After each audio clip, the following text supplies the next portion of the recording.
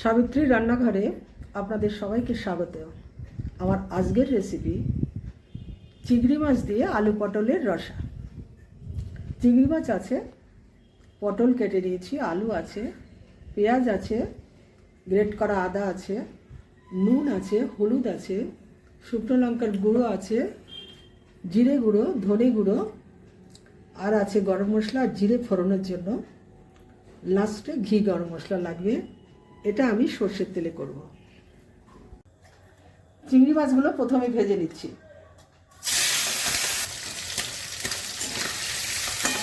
চিংড়ি মাছ ভাজা হয়ে গেছে, তুলে দিচ্ছি।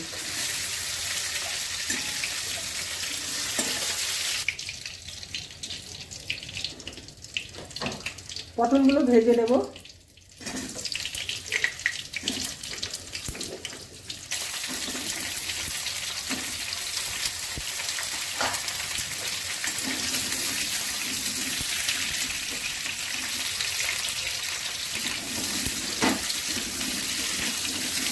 পটলগুলো ভাজা হয়ে গেছে, তুলে দিচ্ছি।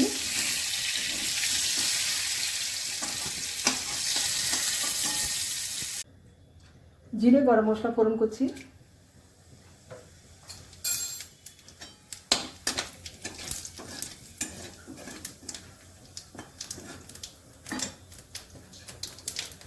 আলু দিয়ে দিলাম।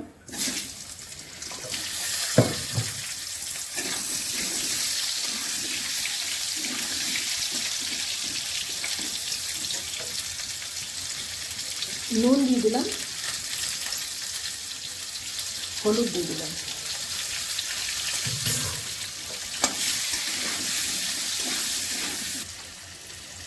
আলু কিছুটা ভাজা হয়ে গেছে, এবার আমি পেঁয়াজগুলো দিয়ে দিচ্ছি।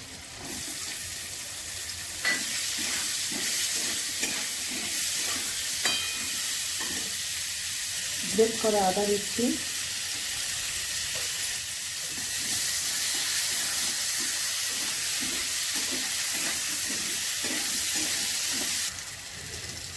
ধনে গুঁড়ো দিলাম, জিরে গুঁড়ো, লঙ্কার গুঁড়ো। ভাজা পটলগুলো দিয়ে দিচ্ছি,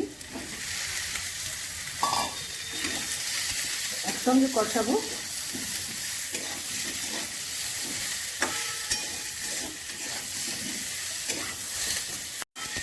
কষানো হয়ে গেছে, এবার আমি জল দিয়ে দিচ্ছি।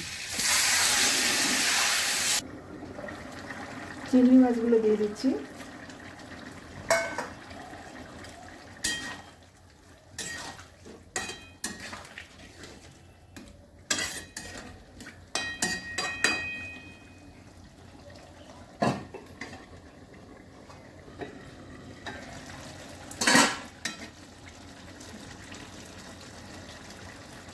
একটু চিনি দিয়ে দিলাম, খুবই সামান্য।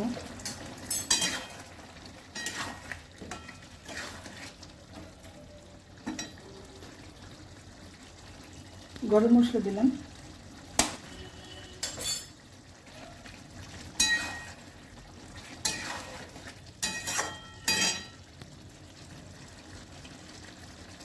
ঘি দিয়ে দিলাম।